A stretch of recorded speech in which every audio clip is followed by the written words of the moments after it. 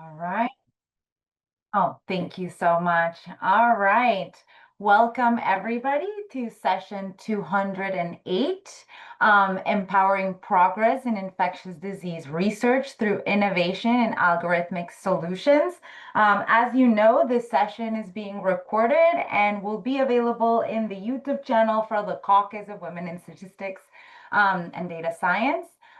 These are our five great speakers. We will begin with Megan Grico, who will present on automating assay linearity checks. Over to you, Megan. Thank you, Anna.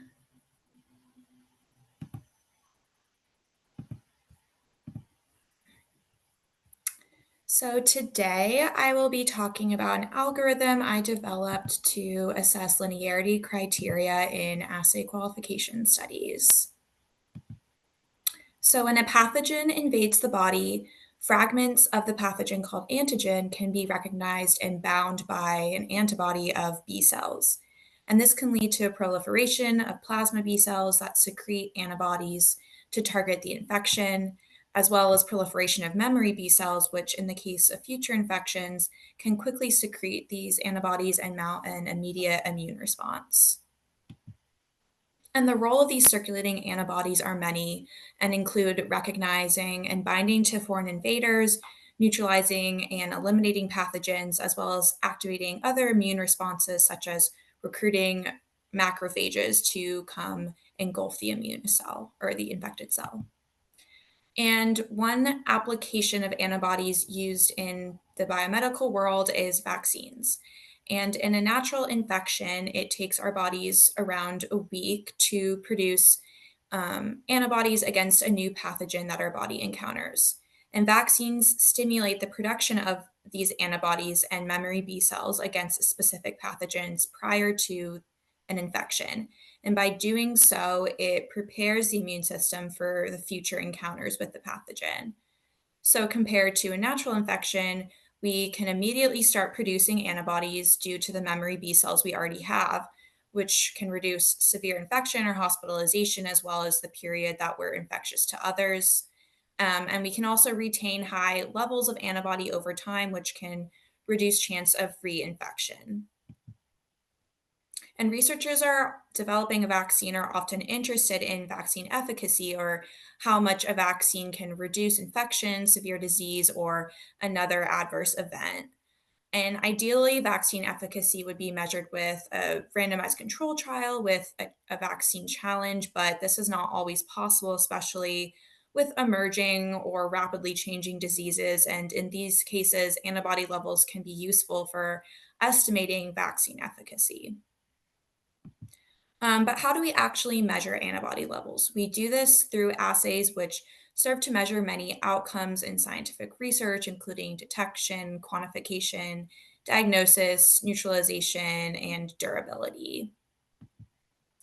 And in order to quantify and detect antibody, we must ensure that the assays we use are reliable and produce accurate results. And this brings us to the concept of assay qualifications. There are many criteria used to assess performance, including precision, specificity, establishing the standard curve, linearity, and others, which I'll go over now. So, precision ensures consistent assay output over different days, plates, runs, etc. With sensitivity and specificity tests, we expect those who receive the vaccine to have higher or positive antibody levels, while those who do not receive the vaccine to have non-detectable levels of antibody. The red squares are what we hope to avoid. False positives indicate that the assay is picking up other molecules besides the one we are interested in, and false negatives indicate the assay is not picking up the antibody at all. Establishing the standard curve is essential to these qualifications because the actual output of the assay is not a concentration, but an absorbance, a fluorescence, or color intensity. For example, this image shows an assay well plate where the antibody and a binding fluorescent protein were inserted into each well, and the darker color indicates more or a higher concentration of antibody in that well. And the first step in establishing the standard curve is to run the assay with known antibody concentrations and then map the output of the assay to these concentrations. And the mapping can be visualized on the plot here by the blue linear regression line. And we can use the mapping to quantify antibody levels in unknown samples. For example, if we get an absorbance of 3, we can then map it to a relative nominal concentration of -5. And the concentrations are log transformed to achieve a linear relationship and can be interpreted as relative to the largest or least diluted concentration. And so once this mapping is established, we want to assess whether the measured concentration from the standard curve on the y-axis measures the actual concentration that's inputted into the assay on the x-axis. And this is where the linearity criteria come in. They ensure that the assay can quantify different antibody concentrations and establish the range over which the assay is able to do so. This is usually an ad hoc process starting with all concentrations, and if the statistical test fails, points are removed one by one, usually by visual inspection, and tests are rerun until concentrations all pass. So for example, this plot shows the original nominal concentration on the x-axis versus the measured concentration on the y-axis, and the blue line indicates the linear regression line. As you can see, points at the lowest and highest concentration seem to deviate from this regression line, but we're actually going to go through and test this ourselves. So starting with all concentrations, the first step is to calculate the coefficient of variation, which is the amount of variation relative to the mean. And these are all less than 30%, so all the concentrations pass. Next, we plot percent recovery by day, and each day is shown by a different color. We can see here that day 2 at the lowest concentration falls below the criteria, and so we have to remove all this whole concentration from the linear range. So with the remaining concentrations, we then assess whether the slope of the blue line is equal to 1. And we can assess this through either a confidence interval or a walled p-value. And only one of the two needs to pass. In this case, the confidence interval does pass, and so we can accept this. And then we look at some other criteria for this range as well, including the R squared, which passes, the number of points in the linear range, which passes. We already went over percent recovery and CV, which pass, and then finally standardized residuals, which in this case does not pass at the highest concentration. And so since we already removed the lowest concentration due to not meeting percent recovery, we now remove the highest concentration and proceed through these criteria again. And looking at the slope, both the confidence interval and walled p-value pass, and the remaining criteria now pass as well. And so we can establish the linear range from 6.25 to 400 after removing the lowest and highest concentrations. However, it took a lot of steps to reach this range, and other qualifications can have even more iterations or different antigens to assess. And this is where an algorithm can really make a difference from both objectivity and efficiency. And so the first step of the algorithm is to generate all possible assay ranges and then proceed through and test the ranges in the following order. Firstly, those with the largest possible range or number of points in the range, then the ranges that contain the middle concentrations, and then those that contain the higher concentrations rather than the lower concentrations. And so if we have a qualification with 5 concentrations, we would start with the range with all 5 points. And then since we only have one possible range with 5 points, we then proceed to the 4-point ranges, first preserving the middle and higher concentrations, and then running the 4-point range with a lower concentration. And then we do the same thing with the 3-point ranges, first preserving the middle, then higher, and then lower concentrations. And we proceed until we meet the criteria for a given range, and the algorithm will stop at the range that's most optimal given the set of goals that I specified earlier. And so I made an app where you can actually upload data and run the algorithm yourself. And this is the opening screen here, so you can select the different options for your criteria, upload data, or use an example data set.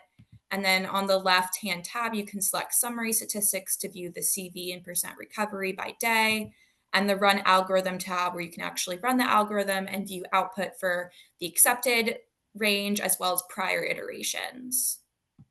And thank you. Here are my acknowledgements as well as a QR code to the app for you to try out yourself.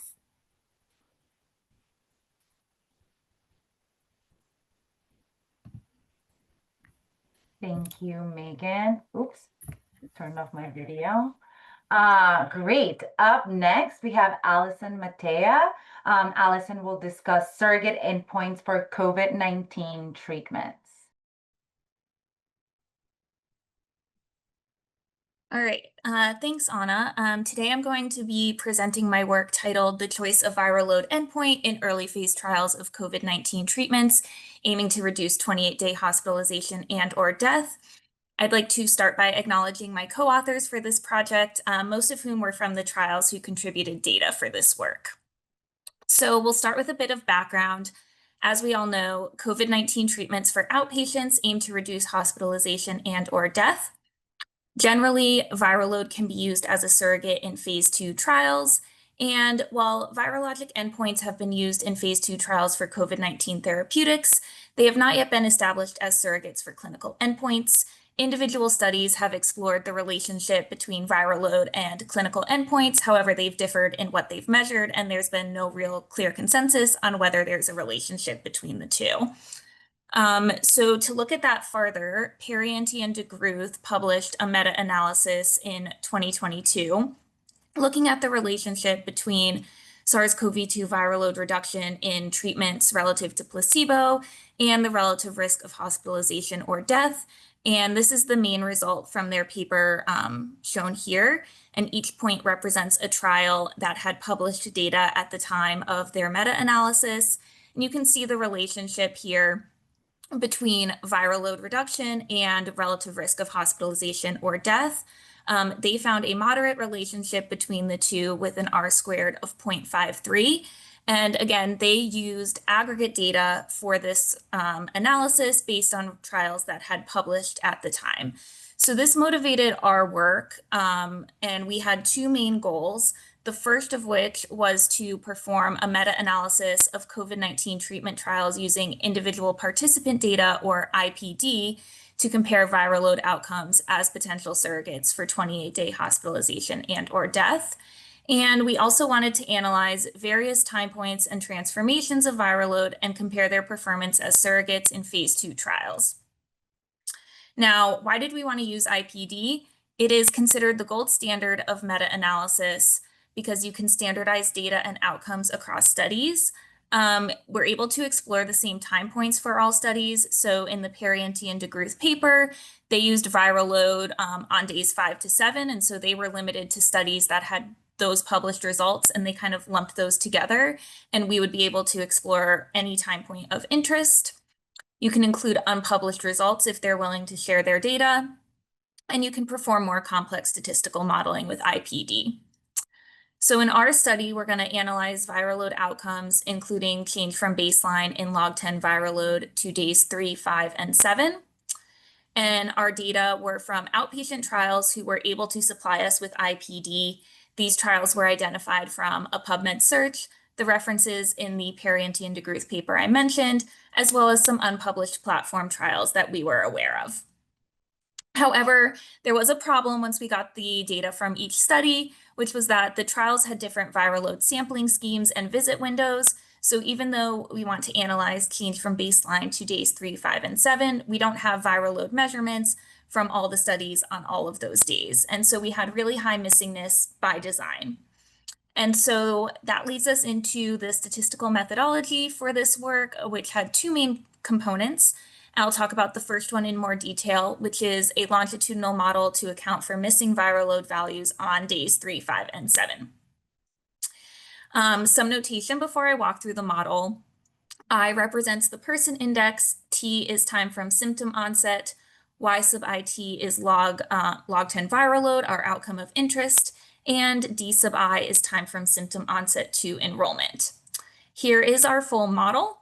We start with a random intercept for each participant, then covariates for each participant, which may be time varying, a treatment indicator, which is coded to distinguish between the different placebos and treatments between different trials, a cubic spline of time, interaction between treatment and the cubic spline of time, a three-way interaction between time from symptom onset to enrollment, time, and treatment, and finally, normal errors. And this model was shown to have low bias across all the time points of interest.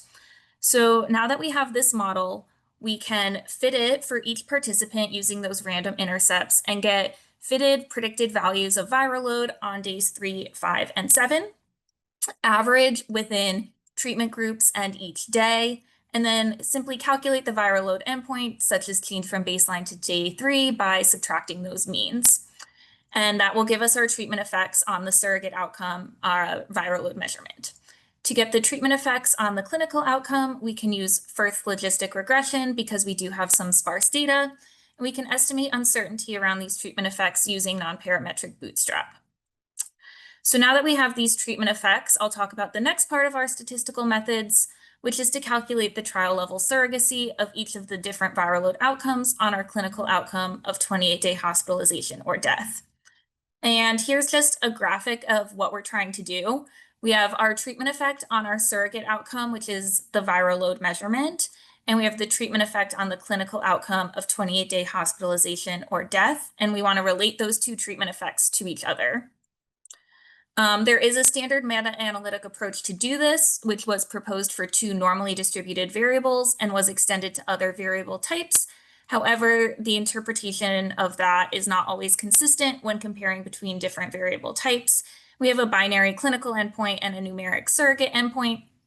So we're going to use the information theoretic R-squared to relate the 2 treatment effects to each other. And the information theoretic R-squared relies on a concept called the mutual information of X and Y, which quantifies how much information X communicates about Y. It's defined as I equal to this formula here. And then once you have the information between X and Y, you can use that in the information theoretic R-squared equal to 1 minus e to the negative 2 times the information. And there's more details in these references as well as our paper. So to estimate R-squared with our data, again, just a bit of notation. J is the trial index. Mu sub Sj and mu sub Cj are trial-specific intercepts for the surrogate and clinical outcomes, respectively. Alpha sub j is the trial-specific treatment effect for the surrogate outcome, and we got that using the longitudinal model I described earlier. Beta sub j is the trial-specific treatment effect for the clinical outcome, and we can get that using Firth's logistic regression. So we can estimate the information between alpha and beta, which is how much information alpha communicates about beta, or how much information the treatment effect on the surrogate outcome communicates about the treatment effect for the clinical outcome, using a likelihood ratio test statistic comparing 2 models. In the first model, we regress beta on alpha, so we regress the trial-specific treatment effects on the clinical outcome, on the trial-specific treatment effects on the surrogate outcome. And in our second model, it's just the intercept-only model to predict beta. We weight these 2 models by the inverse variance of the treatment effect and get the likelihood ratio test statistic comparing the 2, and that's our information, which we can use in the formula for the information theoretic R-squared equal to 1 minus e to the negative 2 times the information. And again, we can estimate uncertainty around this R-squared using the non-parametric bootstrap. So in our analysis, we received IPD from 36 unique treatment versus control comparisons nested within 9 trials. We had some individual exclusion criteria, such as excluding those that had missing baseline viral load. We also excluded some specific treatment versus control comparisons, such as those with less than 2 events in the control arm, so that we could get a treatment effect. So therefore, our primary analysis included around 7,000 participants from 23 comparisons, and viral load values that were recorded as below the lower limit of quantification were imputed to LLOQ over 2.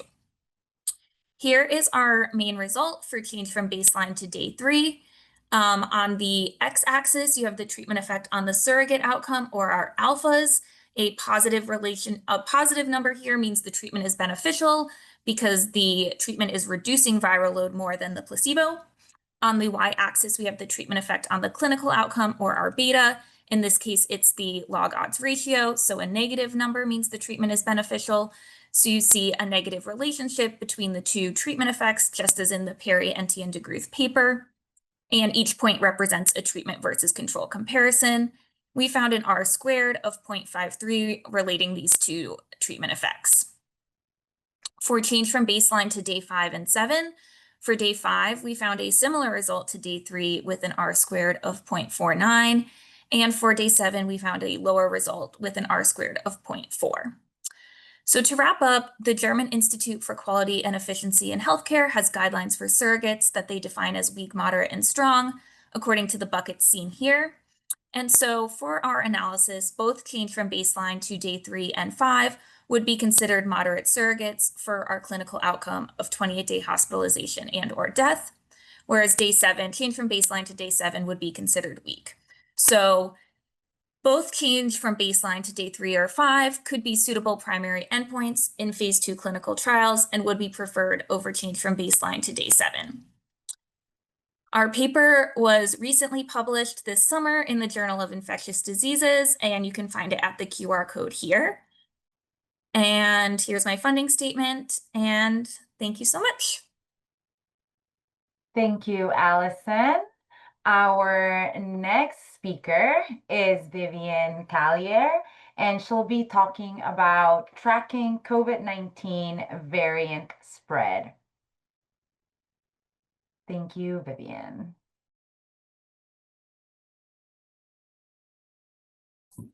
Thank you, Anna. Today I'll be talking about modeling the spread of COVID-19 through time and space. This is work I've been doing with my colleagues, Rob Dearden at the University of Calgary and Cecile Viboud at the Fogarty International Center at NIH. Excuse me. So a key issue, sorry, can you see the slides? We can see it. Thank you. Okay. And when I'm here, can you see the, is it in presenter mode or no? No, you took it out. Okay, sorry. Okay. So a key issue in infectious disease epidemiology is to understand how epidemics spread through time and space. So the COVID-19 pandemic offers a unique opportunity to elucidate the spatial determinants of the spread of a novel virus in a naive population. The availability of high-resolution surveillance data for COVID-19 is also an advantage. The analysis of successive waves of COVID can shed light on how spatial patterns change with changes in behavior like social distancing, vaccination, increasing population immunity through vaccination or infection, as well as viral evolution. So to model the spread of COVID, excuse me, I used a publicly available data source of case and death data. So it was called COVIDcast, and the citation is here. I've plotted out the waves in different cities around the United States, and I've highlighted 3 waves that we're going to focus on. So the green wave is the first winter wave. So that started in the fall of 2020 into January of 2021. The orange is the Delta wave from summer of 2021. And then in blue is the Omicron wave, which started around Thanksgiving of 2021. So we're going to focus on these 3 waves. So one of the questions that we want to understand is how correlated are cases between any pair of locations as a function of the distance between those locations. And I've plotted a heat map here on the right representing the scaled cases over time in 900 different cities in the continental United States. And they're organized by different distance from Boston. So at the bottom is Boston, and then as you get towards the top, you would get to the West Coast. And what you can see is you can distinguish this first winter wave here in red. You can see the Delta wave and the Omicron wave. So in order to model this, I wanted to first simplify the data. And so we're going to consider each location at a given time can either be susceptible or infected, right? So the epidemic can have started or it hasn't yet started. There's just two states.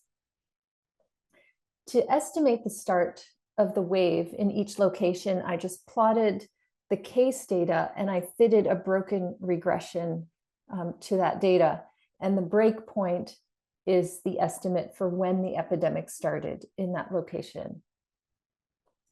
And what we can do then is look at pairwise synchrony. So if you look as a function of distance, how much difference in time is there between the start of the epidemic in two locations?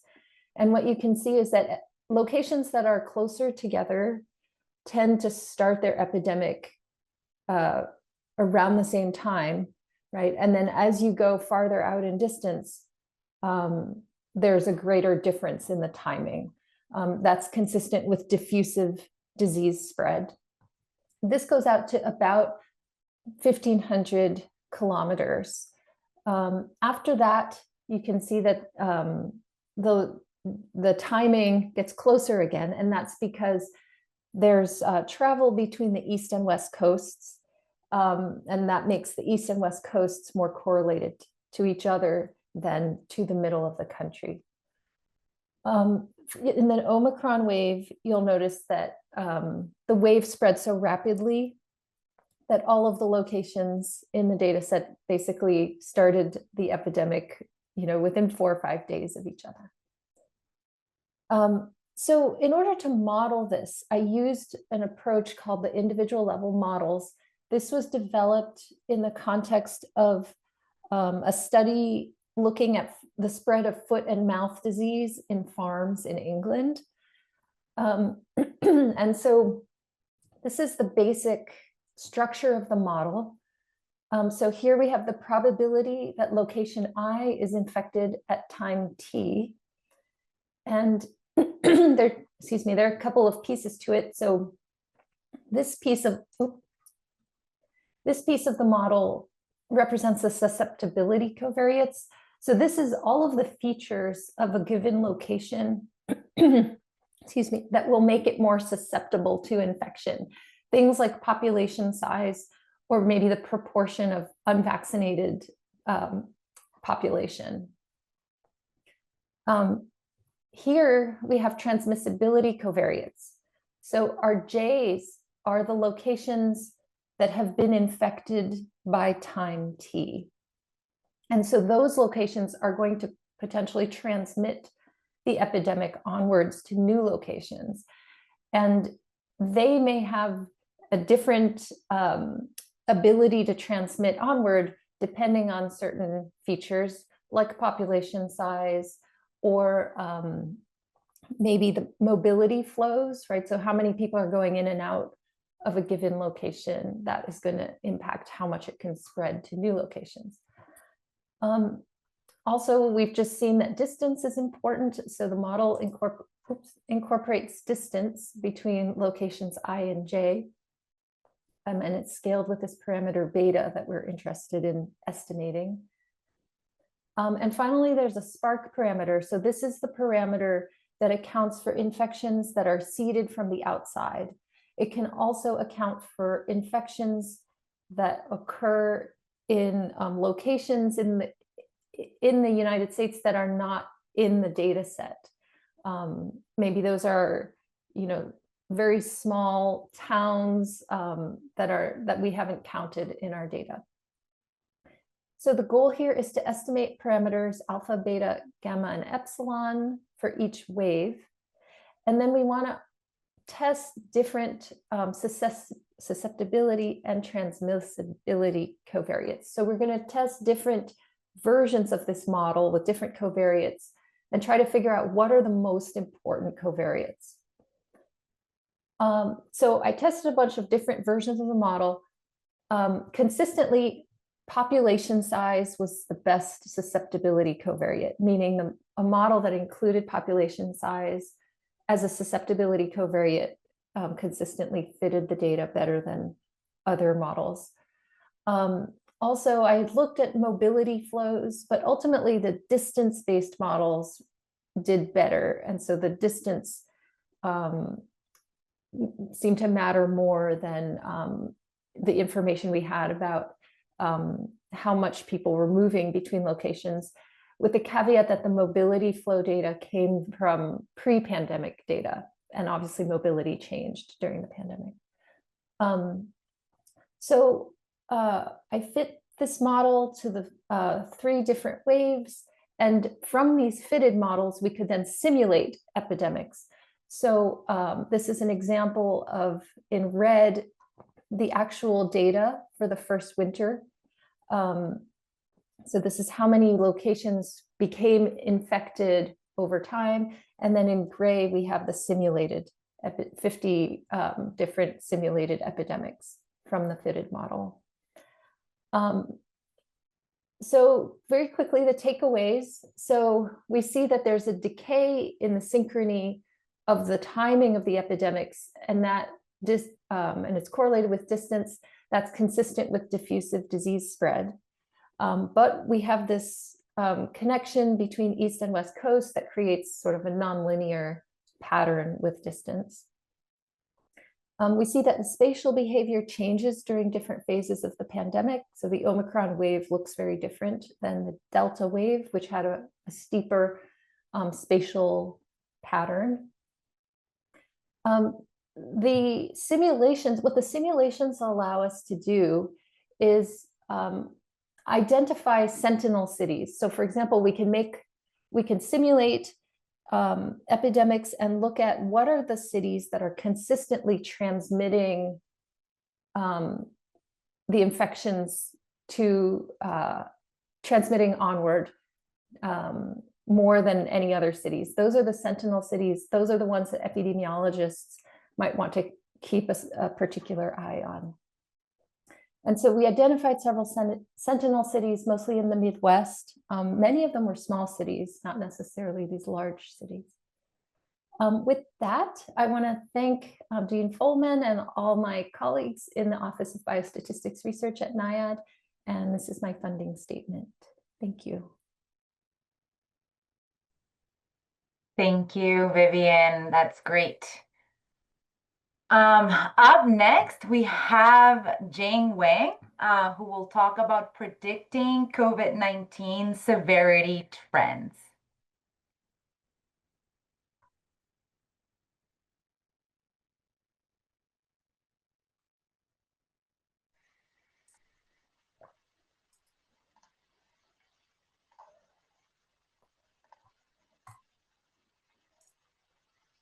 All right, thank you, Anna. Can you hear me?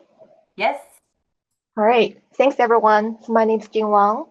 I'm going to talk about the impact of third strain and pandemic progression on prognostication by an established COVID-19 specific severity score.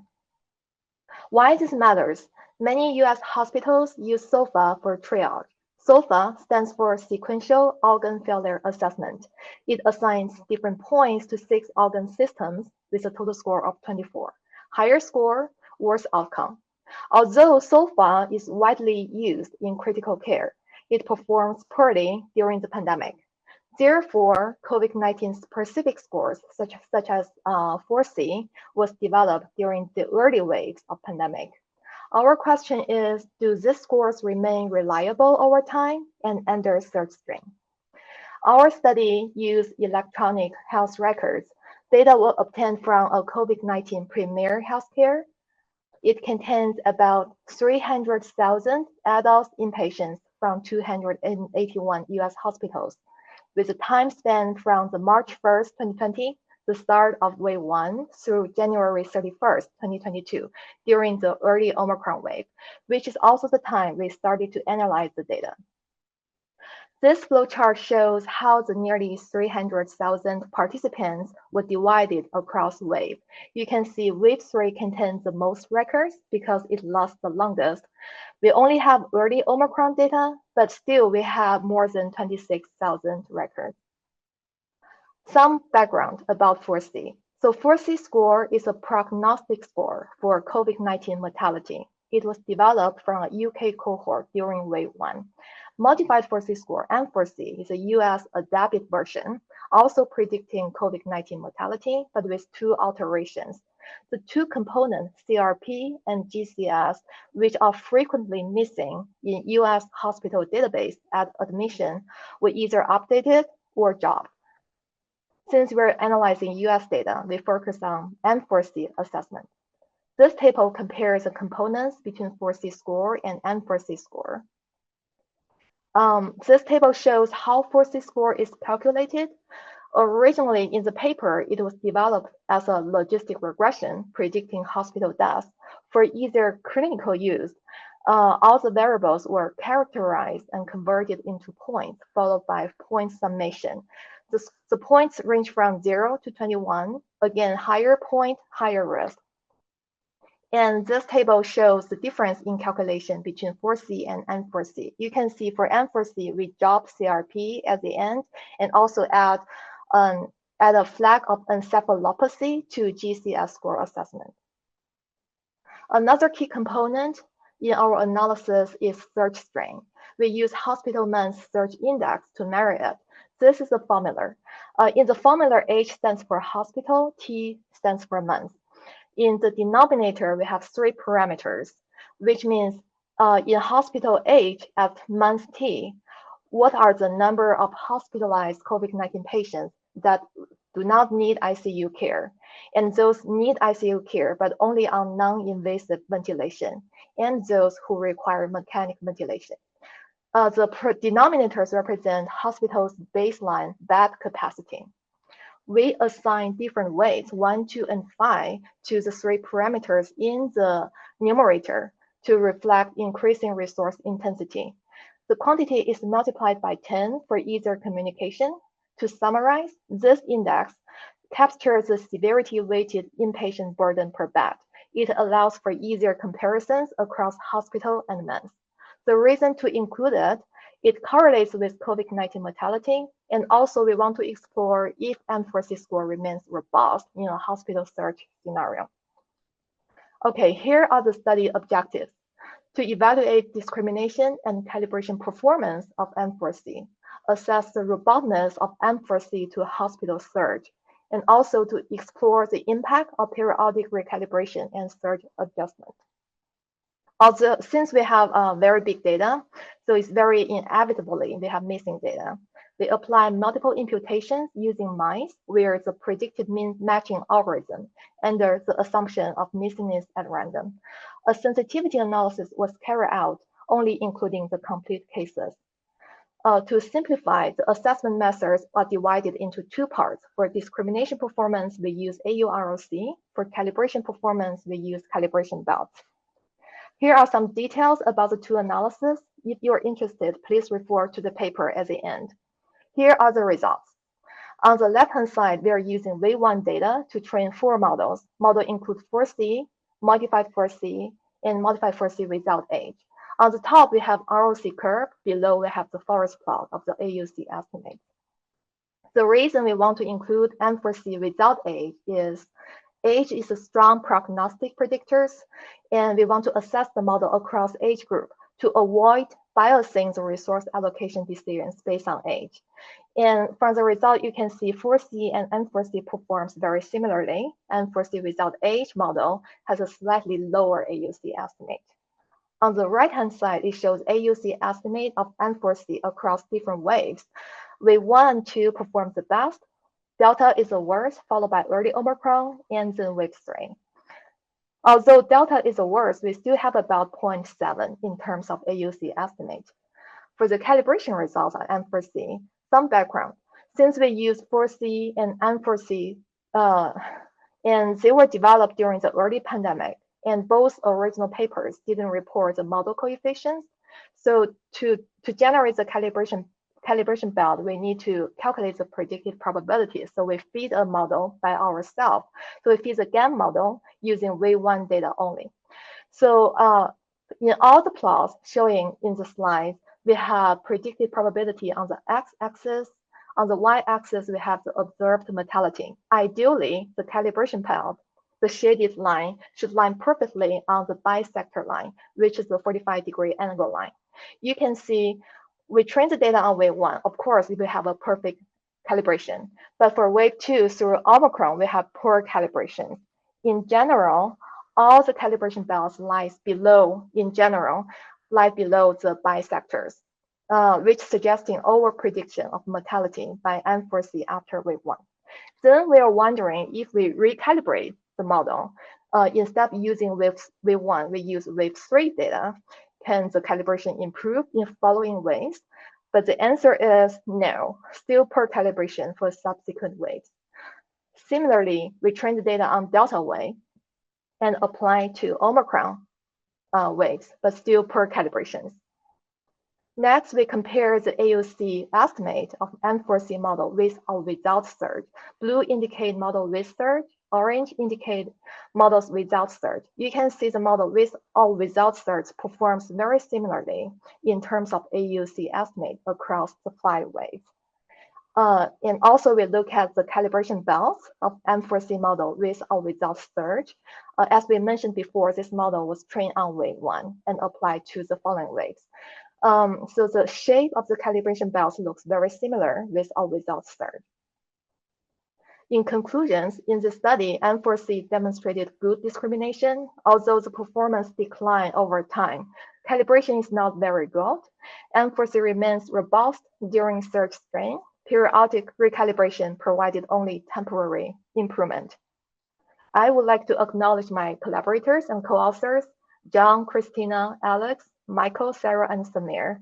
And this is the QR code for the paper that the slide is based on. Here are some references, and this is my funding statement.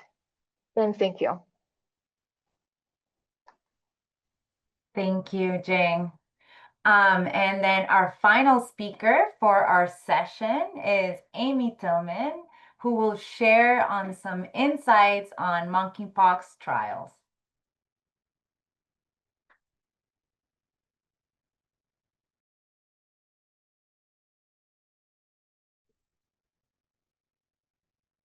Thanks, Anna. So during this talk, I will briefly present the PALM7 trial results and take a deeper dive into baseline risk factors, as well as an exploratory post hoc analysis that was performed. So Mpox was first identified in humans in the Democratic Republic of Congo, DRC, in 1970, and for decades, the disease was largely confined to rural areas of Central and West Africa. However, since 2022, there's been a significant increase in Mpox cases, especially in the DRC, which can be seen in the figure here. And a global outbreak also began in 2022 and is still ongoing today. And prior to this larger outbreak, there was an urgent need for effective therapeutics to treat Mpox. And one potential treatment option was tecovirimat, an antiviral that was developed for the treatment of smallpox, which was widely available under an expanded access program, but was considered an investigational treatment for Mpox with unknown efficacy in humans.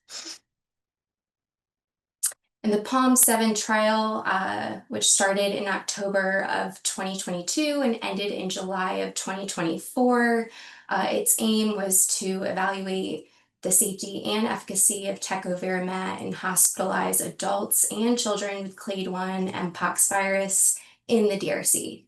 It was a double-blind, randomized, placebo-controlled trial with 2 DRC trial sites, Kole and Tunda, which can be seen here on the map of DRC. It's the red dots. And patients with at least 1 Mpox skin lesion and a PCR positive result for clade 1 Mpox virus were eligible for the trial, regardless of age and pregnancy status. Patients were excluded if they weighed less than 3 kilograms, had severe anemia, or were taking certain meds. Randomization was stratified by site as well as days since symptom onset. And patients were randomized in a 1-to-1 ratio to receive tecovirimat or placebo, and all patients received supportive care as well. Patients were hospitalized for the 14-day treatment period and then were discharged when lesions resolved, and 2 consecutive blood samples were PCR negative. Patients attended a follow-up visit 28 days after randomization with an optional visit at 58 days.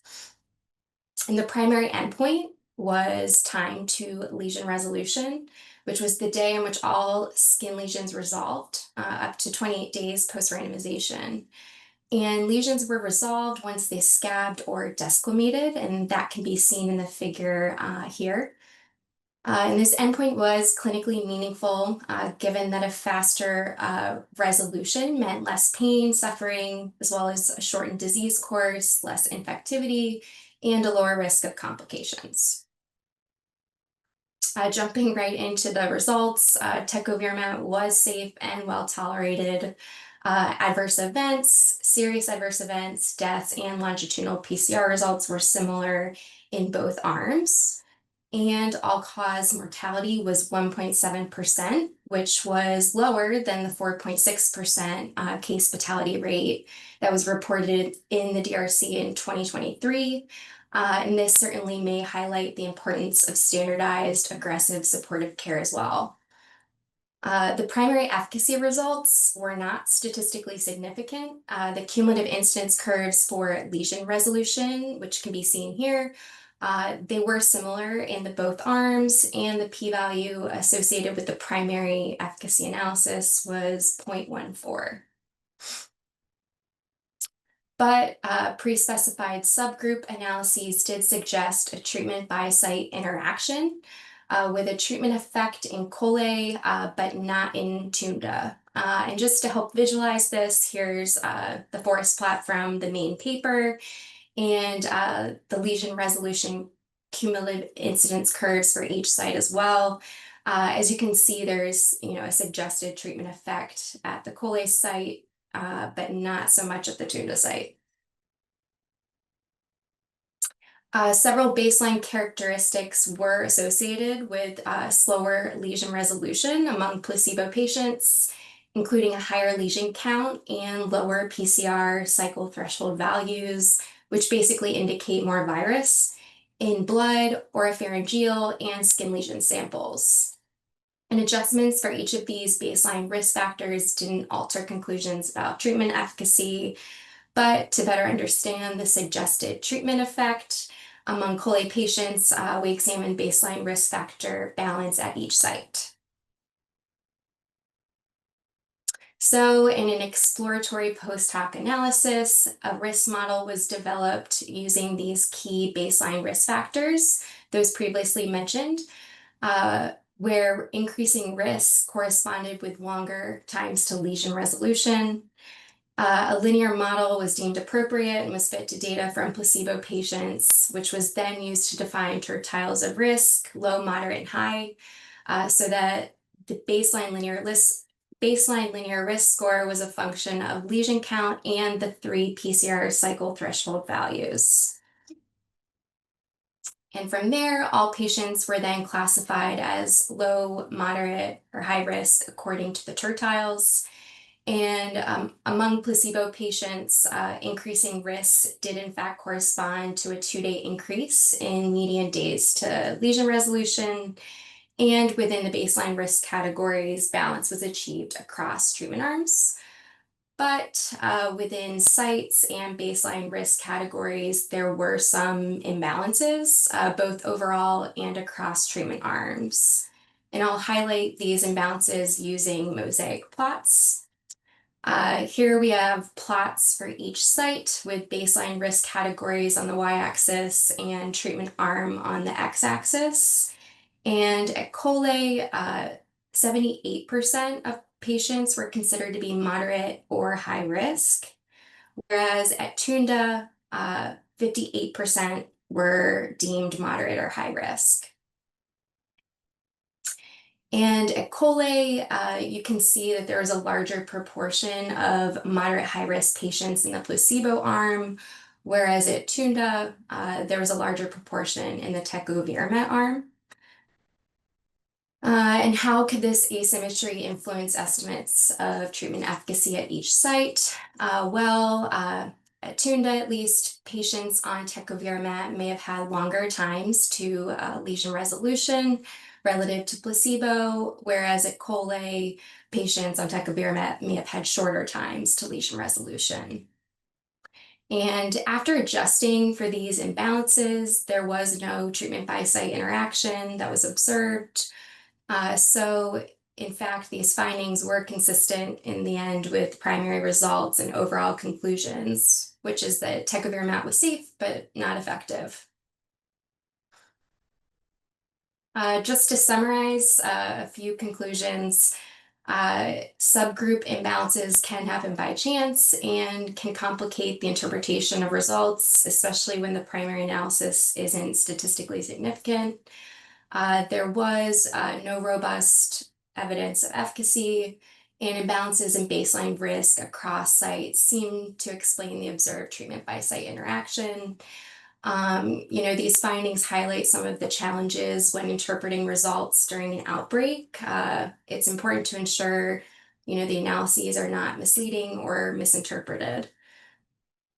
And finally, research identifying and evaluating additional therapeutics is still needed, but these findings certainly highlight the importance of conducting rigorous randomized trials during an outbreak setting, especially for investigational treatments that are available for use but have unknown efficacy. And with that, I'd just like to thank you all for listening, and also want to acknowledge the entire PALM-7 study team, as well as my colleagues at the Biostatistics Research Branch. Thank you, Amy. All right. 1 second. I'm going to share one more time.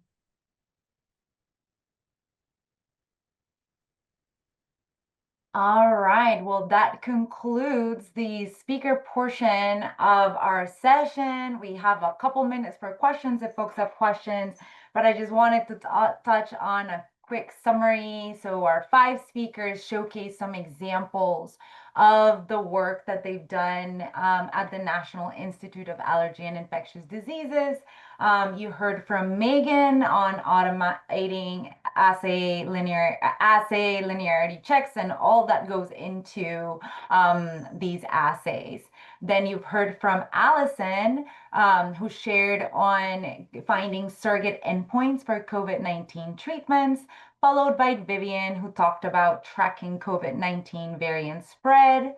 Then Jing spoke about predicting COVID-19 severity trends. And Amy shared insights from monkeypox trial results. So this is work that's being done at the National Institute of Allergy and Infectious Diseases. These amazing women support the work, and this is just a small piece of all the projects and all the work that they have done during the time at NIAID. So with that, I'll open for questions if there are any. And if not, we can conclude. I do encourage everybody to continue participating in the IDWSDS. There's amazing sessions throughout the day. Thank you so much, and thank you to all our speakers.